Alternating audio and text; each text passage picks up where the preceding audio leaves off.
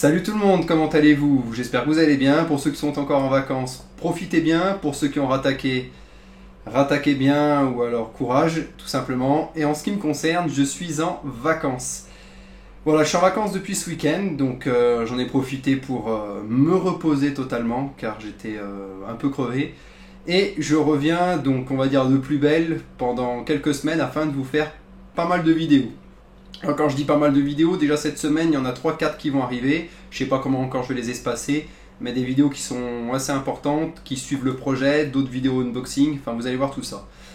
Alors, aujourd'hui, voilà ce qui m'amène vers vous.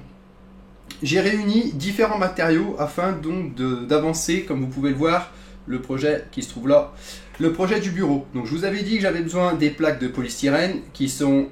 Hop là, là, c'est inversé, voilà, tout au fond. Donc il y a 8 plaques de polystyrène, 60 par 1,20, il me semble, 60 cm par 1,20, 3 cm d'épaisseur. Je n'avais pas réussi à trouver du 20, enfin j'en avais trouvé du 20, mais les plaques étaient mouchetées, donc avec plein de noir de partout, donc ça m'allait pas, je voulais que ce soit quand même assez blanc. Voilà, j'ai réuni donc également... Vous voyez un lot de 3, donc de la colle pour pouvoir tout simplement fixer le polystyrène, les plaques entre elles, les découpes et pouvoir faire tout simplement les angles, les jonctions entre deux parois et modéliser donc l'ensemble. Le pistolet à colle, donc je mettrai dedans et voilà. Également des marqueurs qui permettront tout simplement de faire les tracés, les lignes, pour ensuite faire les découpes. Et alors je sais pas, mais est-ce que vous avez déjà essayé de faire des découpes au cutter sur du polystyrène à billes? Parce que ça c'est du polystyrène, je remonte là, voilà, c'est du polystyrène à billes. Donc quand vous faites des découpes avec ça, c'est absolument pas droit, surtout sur du 3 cm, c'est du grand n'importe quoi. Donc je me suis renseigné.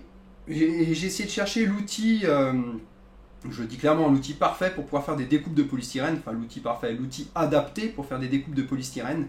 D'où l'unboxing qui suit immédiatement. Je vais vous montrer ce que j'ai acheté pour un prix, sincèrement, qui vaut pas le coup de s'emmerder à essayer de faire des découpes au cutter alors que ça fera pas du tout l'affaire. J'ai préféré acheter l'outil directement et on va voir ce que c'est immédiatement.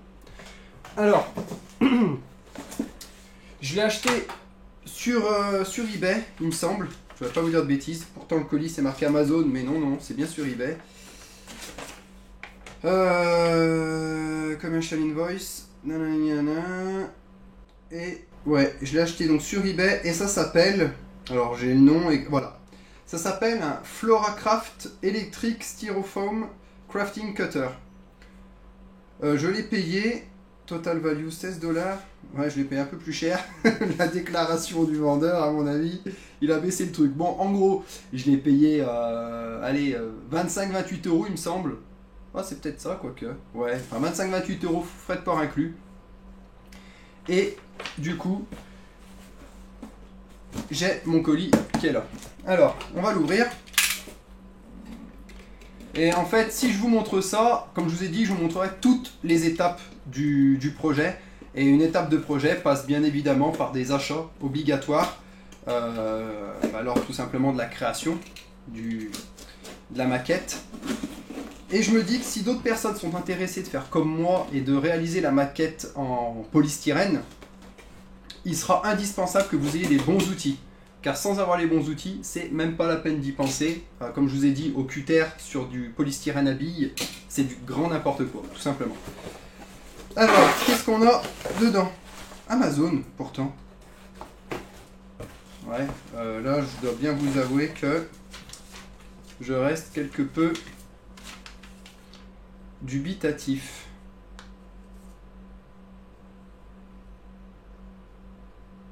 Ouais, bref. C'est marqué Amazon, pourtant je ne l'ai pas acheté là. C'est peut-être une boutique qui est redirigée ou qui... J'en sais rien, vu que ça se trouve c'est un particulier, enfin bref. Alors qu'est-ce qu'on a dans ce carton? Eh bien on a le fameux outil. Donc j'enlève ça. Voilà. Oh là. Tac. Voilà ce que c'est exactement. Je monte plus près. Voilà. J'évite de faire contre-jour. Styro cutter. Donc c'est quoi pour faire clair? C'est tout simplement un... Vous voyez, vous avez un manche. C'est un peu comme un fer à souder à la base. Sauf qu'à l'intérieur, il y a une tige. Et en fait, cette tige va venir chauffer. Voilà, je vous montre. On y est, vous voyez. Cette tige va venir chauffer.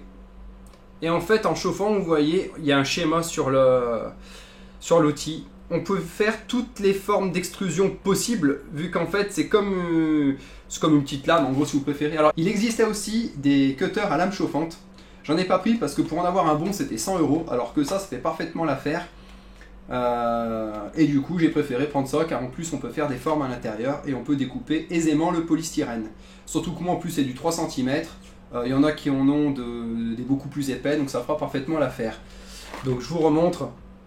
Vous voyez, c'est simple, hein, le concept, hein, c'est comme en fait un fer à souder, sauf qu'en fait toute la partie métallique, la tige métallique, vient chauffer, ce à 200 degrés il me semble, et ce qui permet de pouvoir justement pouvoir découper le polystyrène par le biais de découpe à la chaleur.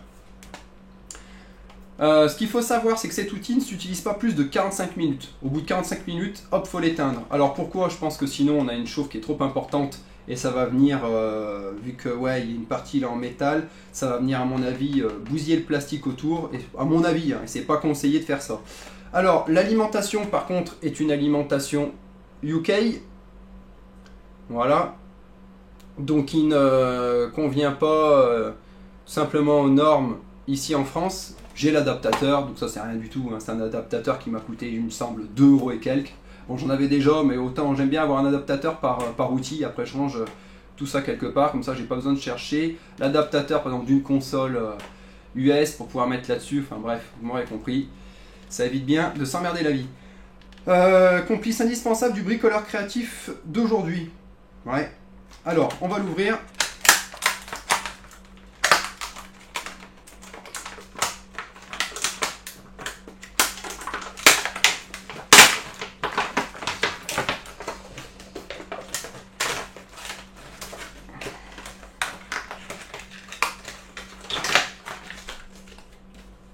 Il n'y a pas de notice, rien. À l'intérieur, qu'est-ce qu'ils disent? Avant d'utiliser votre fil coupeur, excusez-moi, Styro Cutter Plus, lisez les précautions suivantes. Soyez intelligent. C'est pas gagné. Le fil Cooper Styro Cutter Plus est conçu pour couper seulement de la mousse de polystyrène de marque Floracraft. Alors, c'est ce qu'ils disent. Je m'étais renseigné justement là-dessus pour couper du polystyrène. C'est pas forcément de cette marque-là. Ils sont malins. Ouais, Floracraft. Ouais, forcément. Soyez prudent, le fil Cooper atteindra une température de 410 degrés Fahrenheit, ouais, donc soit 210 degrés Celsius, et peut causer des brûlures graves. Donc utilisez-le avec précaution, évitez tout contact avec les pièces en métal. Tenez le fil Cooper à l'écart des enfants et des matières combustibles. Respirez de l'air frais. Utilisez le fil Cooper dans un endroit bien aéré pour éviter de respirer les vapeurs produites par la coupe. Évitez la pression excessive, coupez lentement et régulièrement car une pression excessive sur le fil métallique risque de briser l'élément chauffant.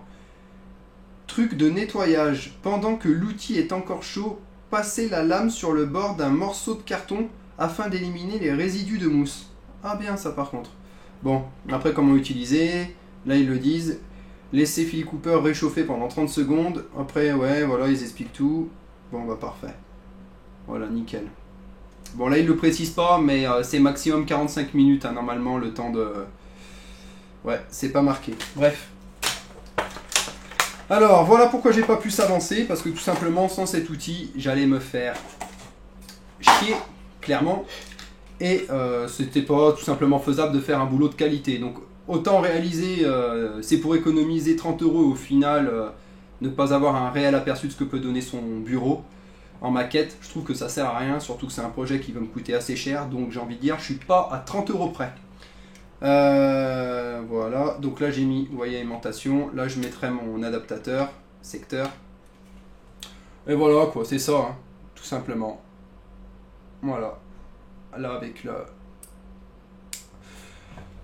Voilà, comme vous savez, j'aime bien faire les tests des produits. Là, je vais pas le faire dans cette vidéo parce que tout simplement, en fait, vu que vous allez suivre les étapes avec moi de découpe et de construction de la maquette en polystyrène, bah vous allez voir tout simplement sur le tas ce que ça donne, si c'est vraiment adapté ou non.